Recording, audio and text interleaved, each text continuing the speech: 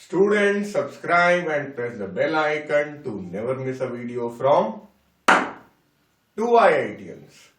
बच्चों, heat transfer के सारे कॉन्सेप्ट वीडियो पाने के लिए ज्वाइन बटन पर क्लिक करें या फिर इस नंबर पर कॉल करें।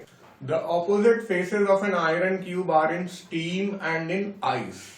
तो स्टीम होती है 100 डिग्री सेंटीग्रेड पे और आइस होती है 0 डिग्री सेंटीग्रेड। वो लिखा भी हुआ है क्वेश्चन में। तो यानी कि जो अपना ये क्यूब है ये इस तरफ खूब गर्म है, बहुत गर्म है, ये गम्मा है, बहुत गर्म, ठीक है। ओके, लेकिन रेड हॉट नहीं है। मतलब अगर आयरन क्यूब है तो 100 डिग्री सेंटीग्रेड में रेड हॉट नहीं हो सकता, बट गर्म ठंडा केवल कलर से हम लोग दिखा रहे हैं। Each side of the cube is 2 centimetre. मतलब क्यूब है तो कोई भी साइड लो 2 सेंटीमीटर की मिलेगी। And the thermal conductivity of iron is 0.2 calorie. अब तो थर्मल कंडक्टिविटी के होती है, हम लोग सीख ही चुके हैं, कैलोरी पर सेकेंड पर सेंटीमीटर पर डिग्री सेंटीग्रेड। तो देखो ये सेंटीमीटर में दिया हुआ है, ये कैलोरी में दिया हुआ है, तो हमें सारा काम काम हम लोग मतलब बिना ऐसा यूनिट के भी कर सकते हैं। सेंटीमीटर ग्राम इनमें बने रहे तो भी काम चल जाना चाहिए। और ज्ञान आगे लिखा हुआ है, how much ice will melt in 5 minutes. 5 minutes में कितनी आइस मेल्ट हो जाएगी? तो टाइम है 5 मिनट्स। क्योंकि यहाँ पे सेकंड दिया हुआ है तो हमें 300 सेकंड तक जाना होगा। 5 मिनट्स मतलब 300 सेकंड। और how much ice will melt, तो यार आइस का मास हम लोग m मान लेते हैं। m क्या है? Mass of ice. अब आइस की बातें यहां लिख लेते हैं। फिर अगली बात है, latent heat of ice is 80 calorie पर ग्राम। तो L आपको दिया हुआ 80 कैलोरी पर ग्राम। अब बच्चों देखिए, Q is equal to ml। ये भी फॉर्मूला आपने सीखा था क्लास 10th में, ठीक है। और अगर नहीं सीखा था तो अब जान लीजिए, किसी भी आइस को मेल्ट करने के लिए मान लीजिए कि m किलोग्राम हीट ले लीजिए, m किलोग्राम आइस ले लीजिए या m ग्राम आइस ले लीजिए, उसको मेल्ट करने की जो हीट रिक्वायर्ड होगी वो होगी Q। और L कांस्टेंट होगा, वो आइस के लिए हमेशा 80 ही रहता है। चाहे आप 5 किलो आइस लीजिए, चाहे 50,000 किलो आइस लीजिए, कितनी भी आइस लीजिए, L की वैल्यू 80 कैलोरी पर ग्राम ही रहेगी। कैलोरी को आप जूल में बदल सकते हैं, पर ग्राम की जगह पर किलोग्राम में आप जा सकते हैं। ये सारी आजादी आपको है। इसे बोलते हैं L को लेटेंट हीट ऑफ आइस। तो अगर हमें 5 किलो आइस मेल्ट करानी है तो हम मान लीजिए 5 ग्राम आइस मेल्ट करानी है, तो 5 gram ice multiplied by 80 calorie पर ग्राम। तो 5 इंटू 80, चलो करके दिखा देता हूं। मैं एग्जांपल ले रहा हूं। 5 ग्राम आइस पिघलानी है हमें और 80 कैलोरी पर ग्राम हमारी लेटेंट हीट है। तो अब ग्राम ग्राम कैंसल हो जाएगा। 80 इंटू 5 कितना हो जाएगा? 400 कैलोरी। यानी कि हमें कितनी हीट चाहिए होगी 5 ग्राम पिघलाने के लिए? 400 कैलोरी चाहिए होगी। ये लॉजिक लगता है अगर आप नहीं जानते थे तो। आईसीएससी वाले तो पहले से जानते थे, लेकिन सीबीएसई और स्टेट बोर्ड वालों के लिए मैंने ये बता दिया।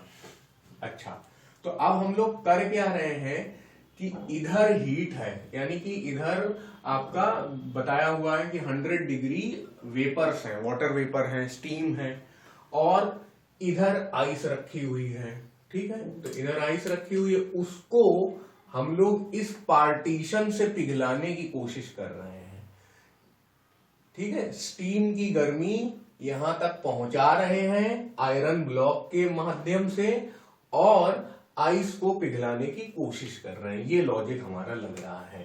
तो ये क्या चीज है भाई? आयरन है, Fe है, ठीक है भाई।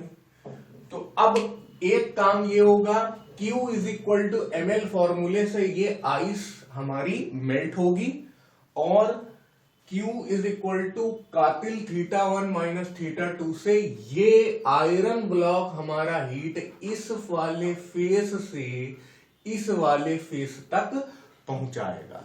तो जितनी हीट यहां से आएगी उतनी ही हीट पूरी मेल्ट कराने में सफिशिएंट होगी, टाइम लगेगा 5 मिनट, ऐसा कुछ है।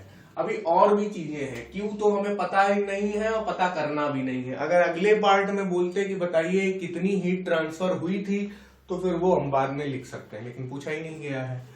और m मास ऑफ आइस है, ये भी हमें नहीं मालूम है। a क्या है, एरिया ऑफ क्रॉस सेक्शन होगा यार, 2 सेंटीमीटर एक फेस में है, तो 2 इंटू 2 सेंटीमीटर स्क्वायर, ये हो जाएगा एरिया। लेंथ क्या हो जाएगी, लेंथ भी हो जाएगी, लेंथ यानी कि थिकनेस, इस बार तो ब्लॉक है पूरा, तो वो हो जाएगी 2 centimetre. θ1 minus θ2 100 minus 0 100 degree centigrade, सब कुछ सही चल रहा है। तो यानी कि ये क्यू आपस में इक्वल होंगे, तो ml इज इक्वल टू कातिल θ1 माइनस θ2, और m आपका मास ऑफ आइस है, चाहो तो l को नीचे ले जाओ, m ही निकालना ही है, सही बात है। तो KATL, और ये बड़ा वाला L लेटेंट हीट है, छोटा वाला L क्या है, थिकनेस, यहां से लेके यहां तक की डिस्टेंस, θ1 माइनस θ2, ठीक है। तो ये Q is equal to Q आ रहा है, ये ml यहां आ गया और ये कातिल θt यहां आ गया, ऐसा कुछ हो रहा है यहाँ पे, ठीक है। तो अब m की वैल्यू आप निकाल सकते हैं, सब कुछ प्लग इन कर दीजिए बस। 0.2 इंटू a कितना है 4 सेंटीमीटर स्क्वायर, t कितना है 300, θ1 माइनस θ2 कितना है 100, l कितना है 80, छोटा l कितना है 2, बस काम हो जाना चाहिए। देखिए एक जीरो तो यहां से काट दिया, ठीक है, इसको हटाइए और एक जीरो यहां से काट दीजिए। अब देखो 4 2 8 और यहाँ पे 2 बचा, चलो 4 2 8, इस 8 को तो निपटा दिया हम लोगों ने। अब क्या बचा, ये अपना 2 5 10, बस काम खत्म हो गया। 30 multiplied by 5, m is equal to 150 gram, यही हमारा आंसर है। यानी कि कितनी आइस पिघल पाएगी, 150 ग्राम हो जाएगी। अब यहां पे अगर मान लीजिए बोला जाता कि आइस जो है वो रखी गई है, अब हम और टाइम दे दें, यहाँ पे मान लो स्टीम सोर्स जो है वो 100 डिग्री टेम्परेचर अपना मेंटेन किए कहीं से, ठीक है, बिजली से गर्म कर रहे हैं या किसी फ्यूल से गर्म कर रहे हैं, वो उसकी हमें चिंता नहीं करनी, ये 100 डिग्री मेंटेन्ड है। हम टाइम 5 मिनट की जगह 3 घंटे लगा दें, 3 घंटे लगा देंगे तो आइस पूरी मेल्ट हो जाएगी। फिर Q is equal to ml ही नहीं होगा, फिर उसके बाद ml plus mc delta t भी हो जाएगा। तब आपसे पूछा जाएगा कि जो इधर आइस मेल्टेड वाटर होगा उसका फाइनल टेम्परेचर क्या होगा, ऐसा भी सवाल आपसे पूछा जा सकता है।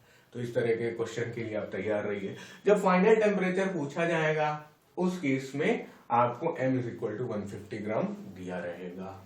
अब बात आ जाती, कोई यहाँ पे अगर Q पूछ लेता तो हम लोग या तो इस रास्ते से Q निकालते या इस रास्ते से निकालते। अब तो ये है नहीं, अपने क्वेश्चन में तो ये है नहीं, mc डेल्टा t है नहीं, तो Q is equal to ml करना है तो m की जगह 150 डालो, l की जगह 80 डालो, काम खत्म, हीट ट्रांसफर्ड आपकी आ गई।